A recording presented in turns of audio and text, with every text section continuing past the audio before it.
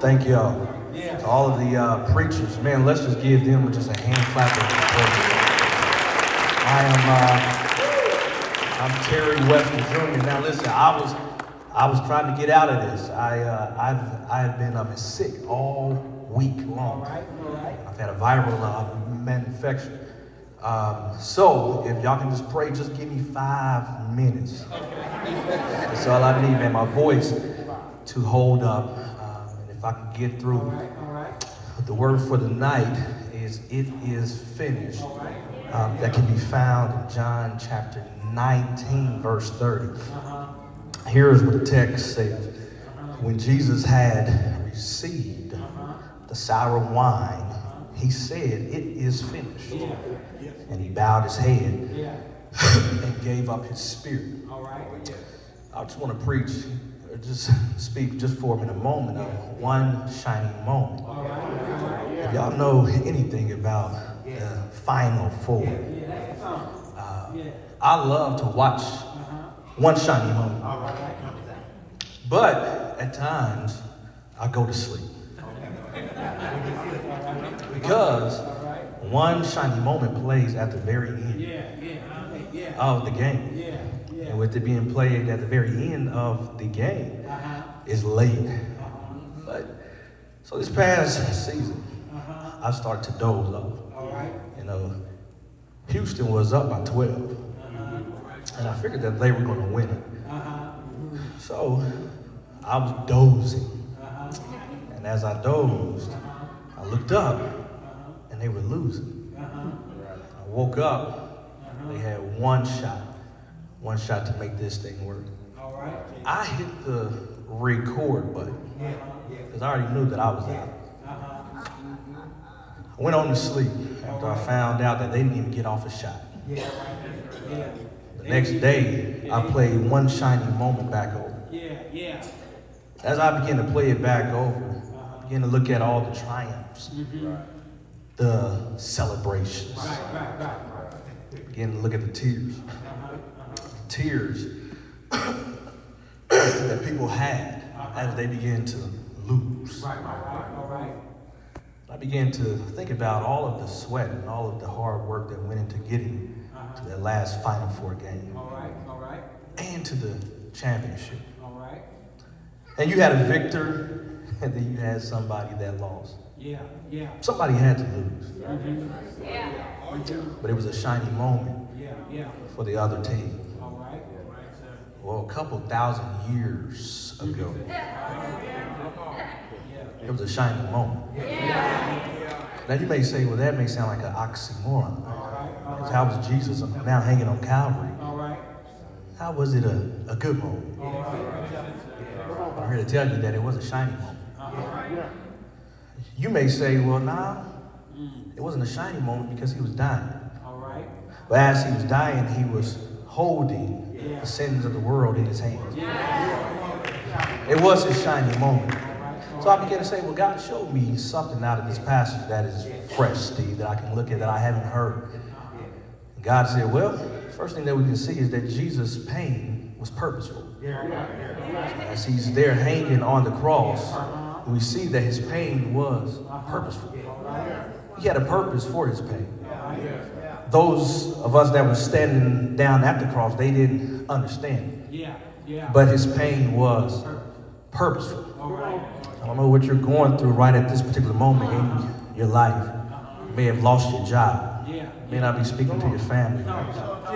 Everybody may have turned their back on you, but I promise you that your pain is purposeful. No matter what you're struggling with, no matter if you feel like giving up, hang in there because it is purposeful. Everything that you've been through in your life is purposeful.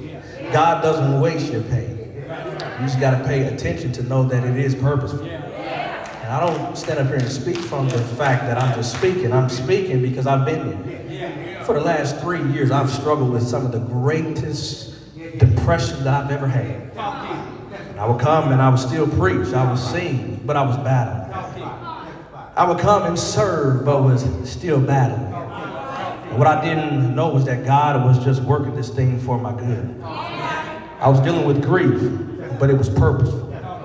I was dealing with regret, but it was purposeful. I don't know where you are right now in your life, but whatever you're struggling with, it is purposeful. But then God says too, not only is your pain purposeful, victory doesn't always look like winning.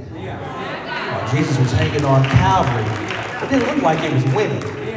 See, his shining moment, we would have thought that it would have been him turning the water into wine. That would have been a shining moment. No.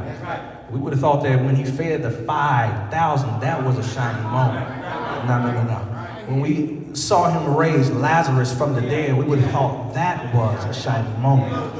No. His shining moment was the misery and the anguish that he was going through on Calvary for us.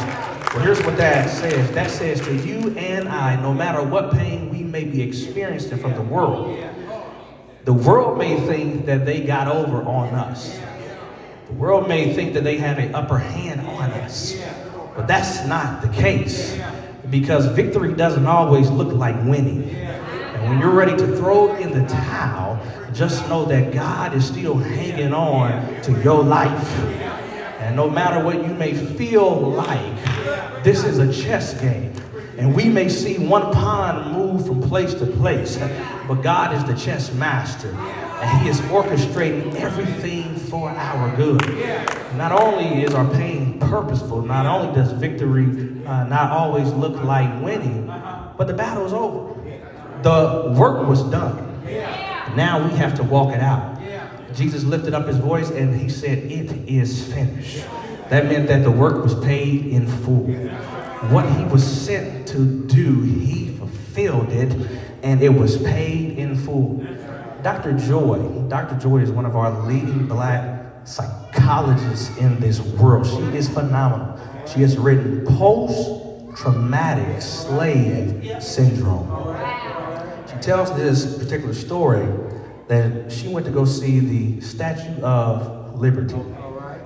And as she's now telling this story, she didn't want to even go. But when she got there, she began to ask the tourist guide as she looked up at Lady Liberty. She said, "Where are the shackles?" The original person who built this, the lady is supposed to be holding shackles. The shackles was not there. She was not holding them. She began to look still at the lady. And the shackles was now down on her feet. It was hidden in plain sight. If you wouldn't know the story, then you wouldn't know that the shackles are down at the bottom. She said this, "Well, you guys are hiding the shackles. The shackles are supposed to be in her hand. But our country did not want anyone to ask any questions about the shackles.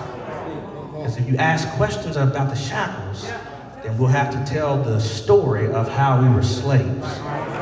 The shackles are now broken and the shackles are free." She began to say, "Well, wait a minute, this doesn't make sense, because every black kid that sees broken shackles, now they will walk in liberty knowing that they are free, and what grandmama and them went through, it meant something." Well, the story is still the same. Jesus hung on Calvary, and Satan fights the hell out of us to keep us from the cross. Because he knows that if we just look at the cross, we begin to ask some questions. Whatever that we are struggling with, we can ask questions. What's going on at the cross? If we are struggling with any type of guilt and no pain and no sin, we can ask the question, what happened at the cross? And when we begin to ask that particular question, people will begin to answer that question and tell you, well, what happened on the cross. Somebody might just say it was on a hill far away. There stood an old rugged cross. It was the emblem of suffering and shame. And I love that old cross where the dearest and best for a world of lost sinners was slain. So I'll cherish the old rugged cross where the dearest and best, and I'll cling and hang on for it until I'm able to exchange it for a crown. Never stop telling the story of what happened at the cross, because whatever you are struggling with, you can find liberty at the cross. If you're holding bitterness, you can find it at the cross. If you're holding guilt, you can lay it at the cross. If you're jealous of somebody else, you can lay it at the cross. And I believe that our world will be turned upside down when we get back to telling people what the cross means. Is there anybody that is here on this Good Friday that want to tell somebody else that I thank God because I had a Christ and cross experience? It was one shining moment, and we got to leave it there on Friday because every preacher and pastor on Sunday, y'all got to get him up. But we'll leave it here because he died and bled for the sins of the world. And your shining moment is your pain to purpose. Come on, let's give God a hand clap of praise.